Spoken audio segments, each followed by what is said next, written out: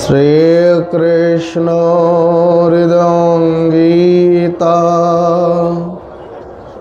সংসার মূলনাশিনী জ্ঞানং ভক্তি মুক্তিদাত্রী গীতা দেবী নমাম্যহম। মুখং করোতি বাচালং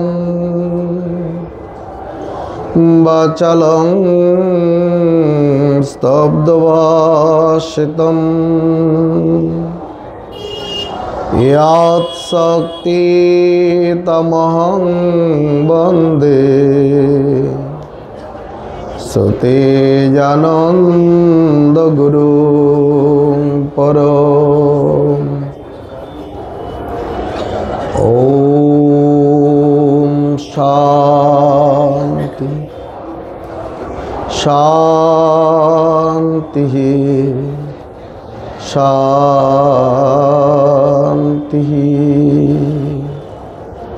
জয় গুরু।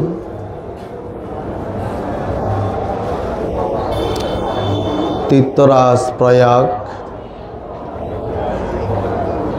ত্রিবেণী সঙ্গম অমৃত মহাকুম্ভ মেলা চলায়মান। এই পরিসরে এই তীর্থরাজে মহাকুম্ভে পরম আদর্শ সংগঠন পরমার্থ সাধক সংঘ শিবির কর্তৃক আয়োজিত দৈনন্দিনে কথামালায় প্রারম্ভে প্রথমে ভূয় ভূয় কোটি কোটি প্রণাম নিবেদন করি অত্র সংগঠনের সংস্থাপক পরমাদর্শ পরম পূজ্য প্রাতঃস্মরণীয় বন্দনীয় পূজনীয় মহামণ্ডলেশ্বর ব্রহ্মলীন শ্রী শ্রী 108 বিষ্ণুপুরী মহারাজের চরণে প্রণাম নিবেদন করি অত্র সংগঠনের অধ্যক্ষ মহারাজের চরণ কমলে সমুপস্থিত সম্মানিত শ্রদ্ধেয় সন্তবৃন্দ, সমবেত মাতৃমণ্ডলী এবং শ্রোতৃবৃন্দ, সকলকে জানাই ওম নমো নারায়ণায় জয় গুরু শুভেচ্ছা।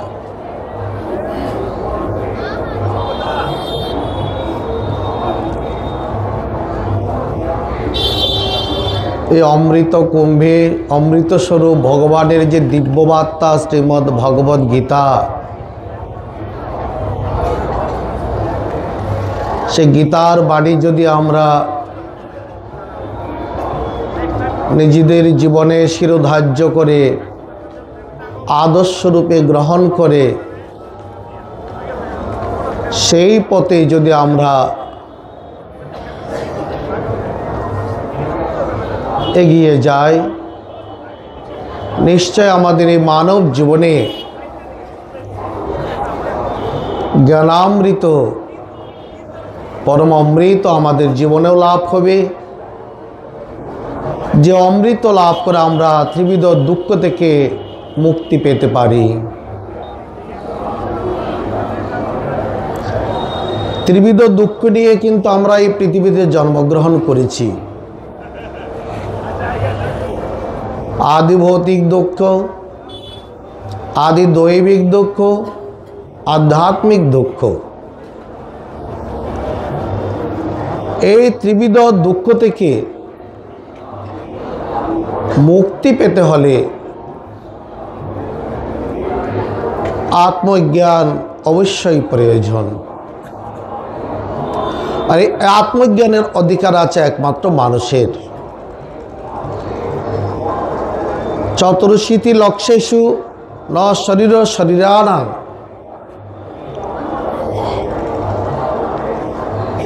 ন মনুষ্যং বিনা অন্যত্র তত্ত্ব জ্ঞান প্রজায়তে। 84 লক্ষ জনির মধ্যে একমাত্র মানুষেরই আত্মজ্ঞান লাভের অধিকার আছে। সেই দিক দিয়ে আমরা যারা মনুষ্য জনিতে আছে আমরা ভাগ্যবান।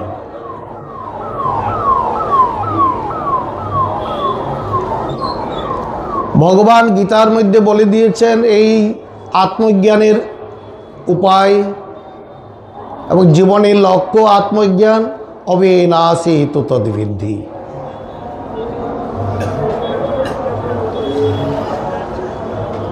ऐसा ब्रह्म स्थिति पार्थ ब्रह्म निर्वाणम इच्छति निस्त्रयगुण्य भवार्जन। এই চারটি কথার মধ্যে মানব জীবনের লক্ষ্যটা জানিয়ে দিয়েছেন। অনিত্য জগতের বস্তু লাভ মানব জীবনের কোনদিন কাম্য হতে পারে না, লক্ষ্য হতেও পারে না। অনিত্য জগতের উপার্জিত ধন দৌলত টাকা পয়সা এই পৃথিবীতেই পড়ে থাকবে, বরং তার সঙ্গে জড়িয়ে যে সংস্কার, যে সংস্কারগুলো আমাকে সুখ দুঃখ রূপে ফলদান করবে সেই সংস্কারটুকু যাবে, দুঃখ দেবে। কিন্তু ভগবান বলেছেন তুমি যে অবিনাশী সত্তা সেটা উপলব্ধি করো। আমাদের অদ্বৈত বেদান্ত মত বলেন এই জীব ও জগতের অন্তরালে অধিষ্ঠান সত্তারূপে যিনি আছেন তিনি পরমাত্মা। তিনি ব্যতীত জগতে আর কিছু নেই। মত্তপরতরং নাস্তি কিঞ্চিৎ অস্তি ধনঞ্জয়। হে জি তুমি সেই পরমাত্মা। এই সত্যটা উপলব্ধি না করা পর্যন্ত প্রকৃত অধ্যাত্ম জগতে কিন্তু আমরা প্রবেশ করতে পারছি না। এই সত্যটা উপলব্ধি করার জন্য আমাদের যে কাজটি প্রথম প্রয়োজন সেটা হচ্ছে চিত্তের শুদ্ধতা। আমরা সেটা উপলব্ধি করতে পারছি না কেন? মহাত্মারা বলেন নির্মল চিত্ত ব্যতীত সত্য দেখিবার অধিকার জন্মে না। আচার্য শঙ্কর বিবেক চূড়ামণিতে বলেছেন চিত্তস্য শুদ্ধয়ে কর্ম। এই চিত্তশুদ্ধি হবে কি করে? তুমি নিষ্কাম কর্ম করো। দৈনন্দিন জীবনে যে কাজগুলো তুমি করে চলেছ সে কাজগুলোকে শাস্ত্রবিহিত রূপে করার চেষ্টা করো। বেদ প্রণীহিত ধর্ম অধর্মত বিপর্যয়। তুমি যে আশ্রমে, যে বর্ণে, যে কাজে তোমার স্বীকৃতি আছে সেটাকে তুমি নিষ্কামভাবে ভাগবত প্রীত্যার্থে, ঈশ্বর প্রীত্যার্থে, আত্মপ্রীত্যার্থে করার চেষ্টা করো। যদি দেহের প্রীত্যার্থে হয় সেটা নিষ্কাম হলো না, সেটা সকাম হয়ে গেল, তাতে চিত্তশুদ্ধি কখনো হবে না। নিত্যকর্ম, সৎসঙ্গ, সত্য আচরণ চিত্ত বিশুদ্ধির তরে সহজ সাধন। এই চিত্তশুদ্ধির জন্য নিত্য কর্ম করো। গীতায় ভগবান বলেছে নিয়তং করে কর্মত্ব। এই নিয়ত কর্মের বহুবিধ অর্থের মধ্যে দুইটি প্রধানত্ব দাঁড়ায়। একটি হলো শাস্ত্রবিহিত কর্ম, বর্ণ আশ্রম অনুসারে। ব্রাহ্মণ ব্রাহ্মণে কর্ম করবে, ক্ষত্রিয় ক্ষত্রিয় কর্ম করবে, বৈশ্য বৈশ্যের কর্ম করবে, শূদ্র শূদ্রের কর্ম করবে, বা যে যার কাজে স্বীকৃত আছে। আরেকটি অর্থ দ্বারা নিত্যকর্ম। নিয়তকর্ম মানে নিত্যকর্ম।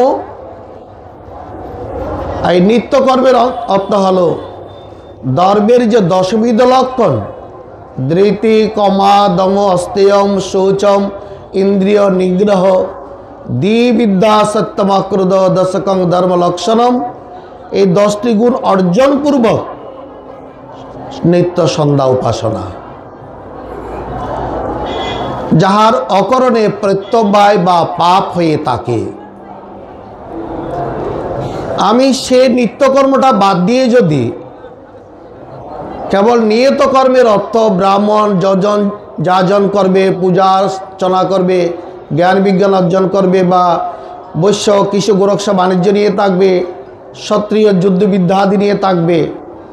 শাস্ত্রকাররা বলছেন যার মধ্যে ধর্মের দোষটি গুণ থাকবে না, নিত্য সন্ধ্যা উপাসনা করবে না, সে ব্রাহ্মণ যদি যজন যাজন করতে যায় সেখানে তাহার লোভ বেড়ে যাবে, কর্তৃর হিংসা বেড়ে যাবে, বৈশ্যের লালসা বেড়ে যাবে, শূদ্রের কাজের প্রতি অনীহা বা অলসতা দেখা দেবে। সেই জন্য হচ্ছে নিয়তং কুরু কর্মত্বং, এটা সকলের জন্য, সকল বর্ণের, সকল আশ্রমের, সকল মানুষের জন্য এই গুণগুলো প্রথমে ধর্মজীবনের প্রথমেই এই গুণগুলো অর্জন করতে হবে। সহজভাবে এই শব্দগুলো যদি অর্থ দাঁড়ায়, ধৃতি শব্দের অর্থ কি? একদম সহজ অর্থ হলো ভগবানকে ধরে রাখো। কিভাবে?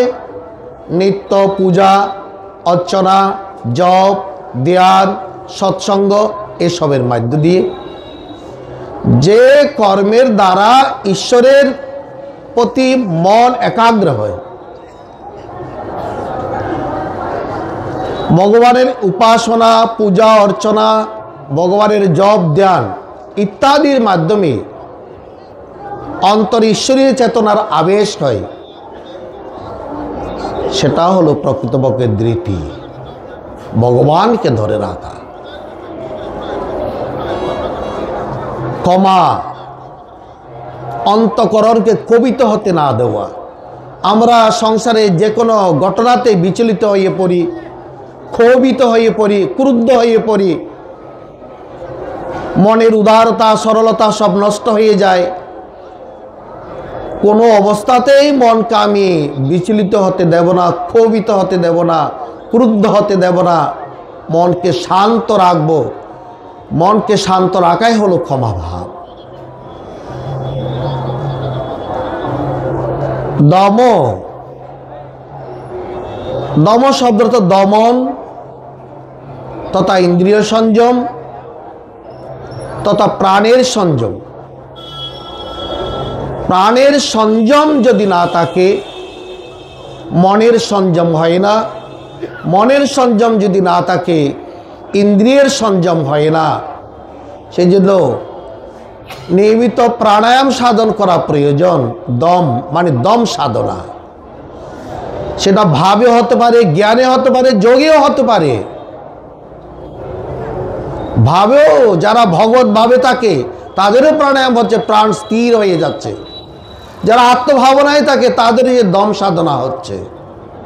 যারা যোগে থাকে, রাজযোগে থাকে, যোগানুশীলন, তারাও প্রাণায়াম অভ্যাস করে প্রাণের সংযম করতে পারে।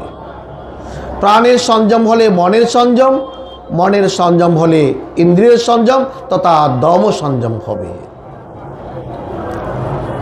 অস্তেয় সাধারণ অর্থ হলো চুরি না করা। আর যারা অদ্বৈত বেদান্তবাদী তারা অস্তেয় শব্দের অর্থ করেন নিজের অস্তিত্বকে না হারানো, নিজের সত্তাকে ফিরে পাওয়া। জীবনের সত্তা কি? আমি কে, নিজেকে জানা, নিজেকে চেনা। ভগবান তো বলেই দিয়েছেন তুমি কে, তুমি কে বলে দিয়েছেন। অন্তবন্তই মে দেহার নিশ্চিত্ব শরীরিন, এই শরীর তুমি না হও। তোমার শরীরের মধ্যে যে বিরাজ করছেন শরীরে আত্মা, অনাসী অপ্রমেশ, তিনিই তুমি। এই অস্তিত্বকে অনুসন্ধান করা, অস্তিত্বকে গবেষণা করা, অস্তিত্বের লাভের সাধনা করা, এটাই হলো অস্তেয়। এটা যদি না করি, নিজের সঙ্গে নিজের যেন চুরি হয়ে যাচ্ছে, নিজেকে যেন হারিয়ে ফেলছি। শৌচম পবিত্র থাকা মনে প্রাণী দেহে। আর অদ্বৈত বেদান্তীরা ব্যাখ্যা করেন শৌচ মানে শোক রহিত হওয়া। যতক্ষণ শোক থাকবে ততক্ষণ তুমি পবিত্র নও। তাই গীতায় ভগবান বলেছেন সর্বধর্মং পরিত্যাজ্য মামেকং শরণং ভজ অহং তং সর্ব পাপে মোক্ষয়িষ্যামি মা শুচ। শোক করো না। অশোচান দিয়ে ভগবানের দিব্যবাণী শুরু হয়েছে, মা শুচ দিয়ে শোক করুণা দিয়ে সমাপ্ত হয়েছে। তাহলে পবিত্রকে যে শোক করে না, পবিত্র জ্ঞান যে লাভ করে, নয় এই জ্ঞান সদৃশ্যং পবিত্রমিহ বিদ্যতে, আত্মজ্ঞান রূপ ন্যায় পবিত্র কিছুই নাই। এই জ্ঞান যার হয়েছে তার আর শোক থাকে না।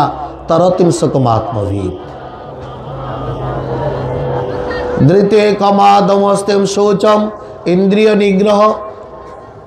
আমাদের যে পাঁচটি কর্মেন্দ্রিয়, পাঁচটি জ্ঞানেন্দ্রিয়, অন্তঃকরণ, মন, বুদ্ধি, চিত্ত, অহংকার সদা বিষয়ের দিকে ধাবিত হইয়াছে।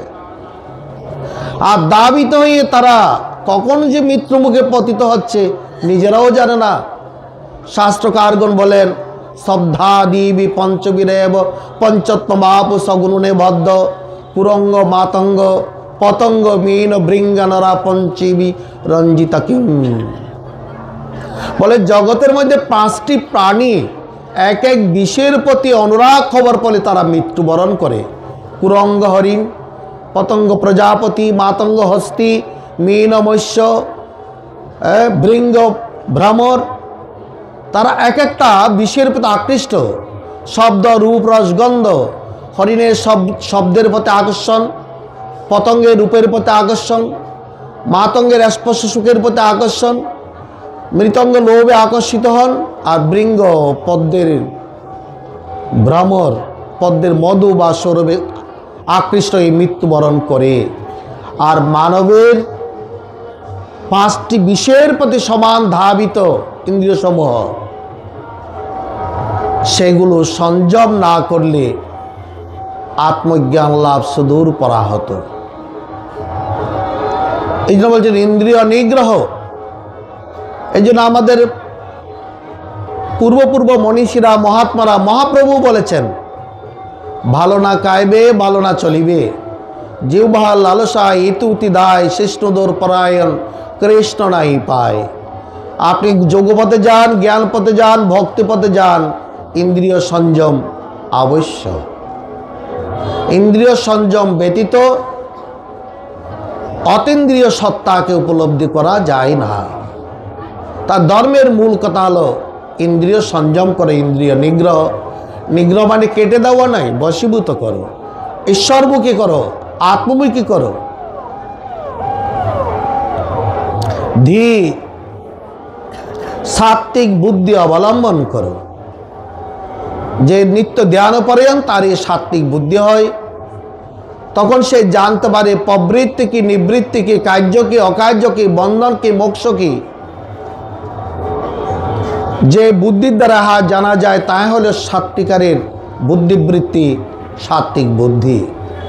বিদ্যা, আত্মবিদ্যা অবলম্বন করো, পরাবিদ্যা অবলম্বন করো। অপরা বিদ্যার দ্বারা সে আত্মতত্ত্ব উপলব্ধি হবে না। সত্যম, সত্য পথে চলো, সত্য কথা বলো, এবং সত্যই হোক মানব জীবনের লক্ষ্য। সত্যেন লভ্যস্তপসাহী আত্মা সম্যজ্ঞানের ব্রহ্মচর্যেন নিত্যম। উপনিষদ বলছেন সত্যের দ্বারা, জ্ঞানের দ্বারা, ব্রহ্মচর্য সাধনের দ্বারা, তপস্যার দ্বারা সেই সত্য বস্তুকে লাভ করা যায়। অক্রোধ, ক্রোধিত না হওয়া। কে ক্রোধিত হয়? গীতায় ভগবান বলছে যার মনে অসংখ্য কামনা আছে, সে কামনার পথে বাধা প্রাপ্ত হলে কামে এস, ক্রোধ এস, রজগুণ সমুদ্ভব। রজগুণ থেকে কাম ক্রোধের উৎপত্তি, তার মধ্যে কামনা আছে, বিষয়প্রাপ্তির লালসা আছে, এসনা আছে, লোকেশনা, বিত্তেষণা, পুত্রেষণা আছে। সেই পথে বাধা প্রাপ্ত হলে তার মনে ক্রোধ জন্মে। সুতরাং কামনা পরিত্যাগ করলে ক্রোধকেও জয় করা যায়।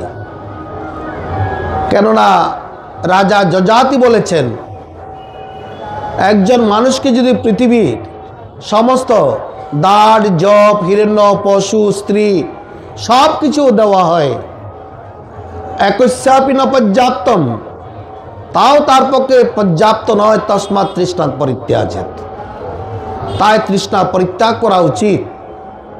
কেন? এই তৃষ্ণা আমাদের মন বুদ্ধি ইন্দ্রিয়ের মধ্যে অবস্থান করছেন।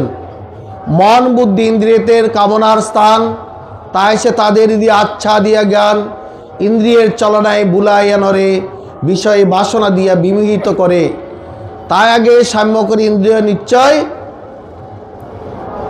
সেই তোমার সে কামনাকে তুমি করো পরাজয়। কেন আমি কামনা পরাজয় করব?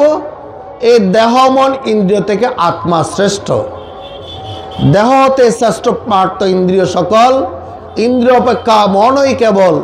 মন হতে বুদ্ধি শ্রেষ্ঠ কুন্তির কুমার, বুদ্ধ হতে শ্রেষ্ঠ যিনি আত্মা নাম তার। হেনরূপে মহাবাহু আত্মাকে জানিয়া, স্থির বুদ্ধি বশমন নিশ্চল করিয়া, দুর্জয় সে কামশত্রু কর পরাজয়, কর্মযোগ গৌর তত্ত্ব এই ধনঞ্জয়। ওই নিষ্কাম কর্মের লক্ষ্য হবে আত্মজ্ঞান। তার জন্য বলা হচ্ছে নিয়তং কুরু কর্মত্বং, নিয়ত কর্ম করো। ভগবান আরো সুন্দর বিশ্লেষণ করেছেন, আমরা দৈনন্দিন জীবনে যে কর্মগুলো করছি সেগুলো কিভাবে নিষ্কাম কর্মে রূপায়িত করা যায়। কর্ম নিষ্কাম না হলে যদি সকাম হয়, আমাদেরকে বন্ধন দশায় ভুক্ত হবে। তাই ভগবান বলছেন যজ্ঞার্থাৎ কর্মণান্যত্র লোকায়ং কর্মবন্ধন, তদর্থং কর্ম কুন্তে মুক্ত সঙ্গ সমাচার। আচার্য শঙ্কর যজ্ঞের অর্থ করেছেন, যজ্ঞ বৈ বিষ্ণু শ্রুতির যজ্ঞে ঈশ্বর। যজ্ঞ তো বিষ্ণু ঈশ্বর। তোমার কর্মগুলিকে ঈশ্বর প্রীত্যার্থে অর্পণ করে দাও। আমরা প্রতিদিন যে কর্মগুলো করছি সে কর্মগুলোকে ঈশ্বরের কর্ম মনে করো এবং সেগুলো তার উদ্দেশ্যে নিবেদন করো। সেই জন্য আমাদের সনাতন ধর্মের নিয়ম হলো, আমরা যা গ্রহণ করি আগে তা প্রথম ভগবানকে ভোগ চড়ায়। দেবদত্ত অন্ন দেবে না করি অর্পণ, ভোগ করে যেই তার চর্য আচরণ। এই আমরা যে বিষয় ভোগ করছি, যে আমরা অন্ন জবাদি প্রাপ্ত হচ্ছি, তা তারই দান এবং তাকে নিবেদন করে গ্রহণ না করলে একটু পাপ হয়। তাই বলছেন তুমি কিছু গ্রহণ করার পূর্বে আগে ভগবানকে সেটা নিবেদন করো, তার প্রসাদ স্বরূপ গ্রহণ করো। ঘরে প্রতিদিন যা রন্ধন হচ্ছে তার জন্যই রন্ধন হচ্ছে এটা গ্রহণ মনে করো। ঘরে পরিজন যারা আছে তারই রূপ, রূপং রূপং প্রতিরূপ, প্রতিরূপ তারই রূপ, সকলে তিনি বিরাজ করেন, তারই সেবা করছি, এই ভাবটুকু মনের মধ্যে রাখো। তাহলে আমাদের এই নিত্যকর্মগুলো যজ্ঞে ঈশ্বর প্রীত্যার্থে রূপান্তরিত হয়ে যাবে। মহাত্মারা সুন্দর করে বলেন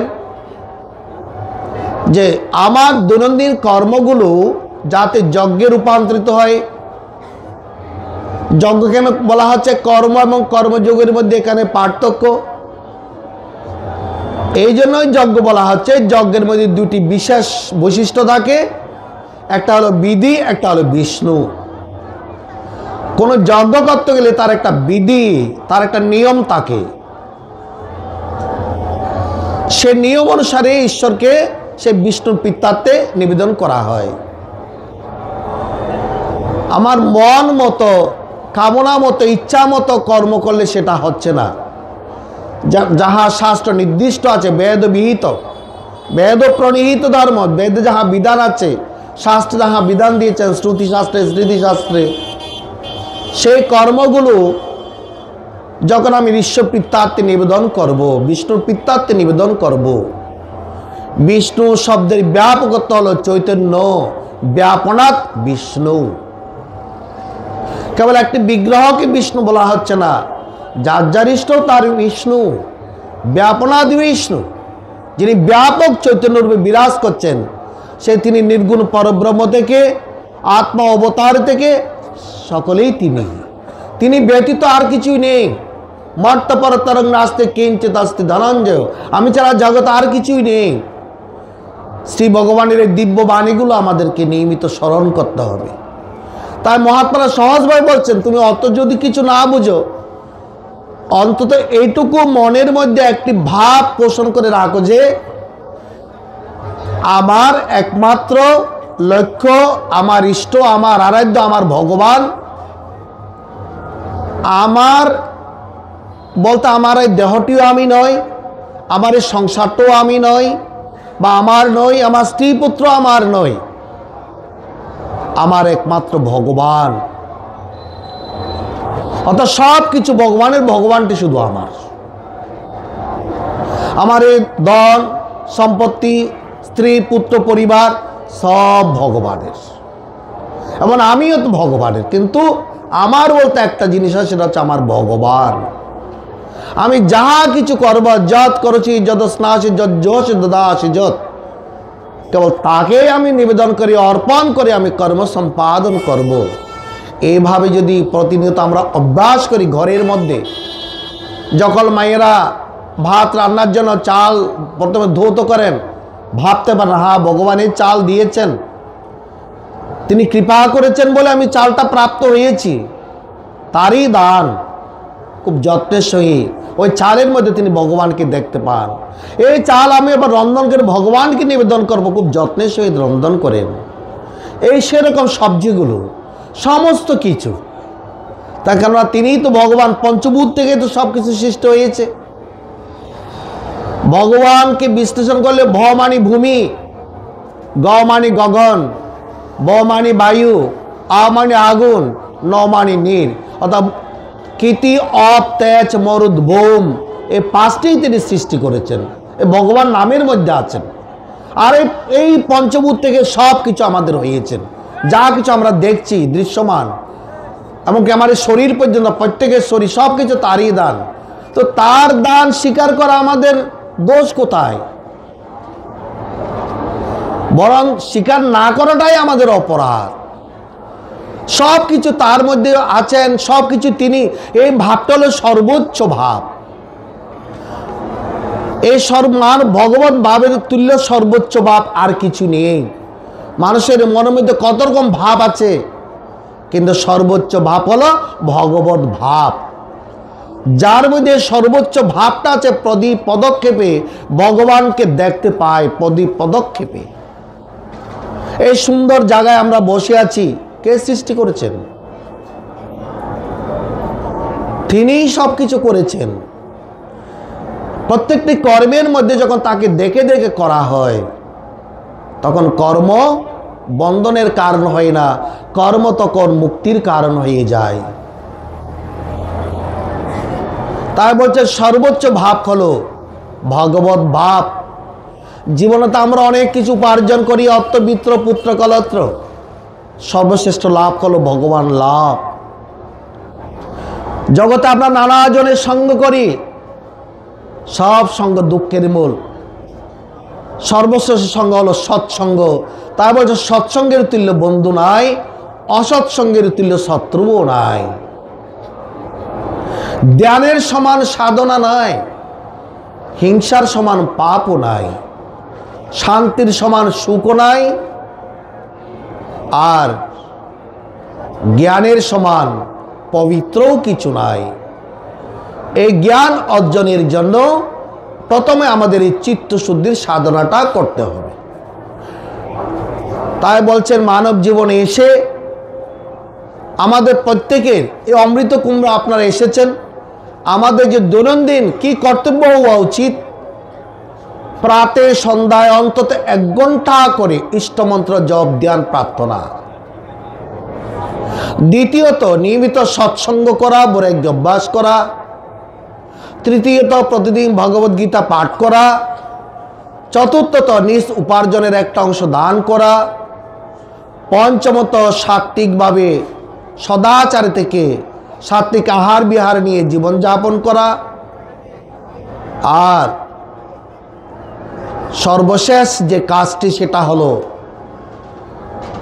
জীবনের প্রত্যেকটা মুহূর্ত যেন আমরা সৎ কাজে ব্যয় করতে পারি, ভালো কাজে রাখতে পারি। এই শরীর দ্বারা নিষ্কাম কর্ম ও শিবরূপে জীবসেবা, বাক্যের দ্বারা ভগবানের স্তব স্তুতি পাঠ ও সকলের সঙ্গে ভালো ব্যবহার করা, আর মন দ্বারা ঈশ্বর চিন্তা করা এবং এই শরীর থেকে আত্মাকে পৃথক রূপে অনুভব করে আত্মজ্ঞান লাভের সাধনা করা।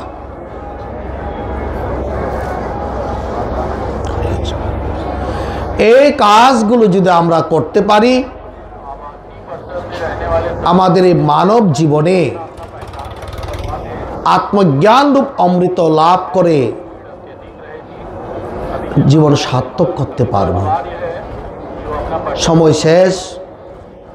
সকলে কথাগুলো মনে রেখে ভগবান শ্রীকৃষ্ণ দিব্যবাণী গীতার কথাগুলো শিরোধার্য করে যাতে মানব জীবন সম্পন্ন করতে পারেন, সুন্দর করতে পারেন, সফল করতে পারেন, ধন্য করতে পারেন, এটাই প্রার্থনা করে সকলকে প্রণাম জানিয়ে মানব বাক্স পুষ্পাঞ্জলি গুরুদেবের চরণে সমর্পণ করছে। ওং পূর্ণমদঃ